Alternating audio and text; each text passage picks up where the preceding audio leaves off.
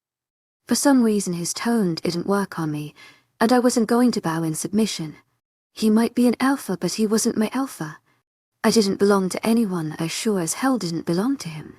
I couldn't belong to him. But did I want to jump in his arms right in that moment? Don't talk to me like that. We wouldn't be having this conversation if you would have just let me go. To my agent extraordinaire, Madeleine Nobel, 𝐊𝐢𝐬𝐧𝐠'𝐬. Dismissing his outburst. You're my mate and that letting you get away from me. Believe me when I say that you're so much better off without me. To my agent extraordinaire, Madeleine Nobel, 𝐊𝐢𝐬𝐧𝐠'𝐬. Don't say that. He frowned at me. I'm a rogue. Why would you want someone like me? You're my mate. Every time he mentioned me being his mate was a blow to my stomach. I truly didn't want to hurt him, but I couldn't risk him getting involved in my mess. It was bad enough that my own family turned on me. If Shane was the one to walk away from me, then I wouldn't be able to take it. Yes, you keep saying that. 𝐿𝐷𝐸𝐻𝐿 𝐷𝐸𝐻𝐿𝐷𝐸𝐻𝐿𝐷𝐸𝐻𝐿. Again, I remind you when I say I'm a rogue.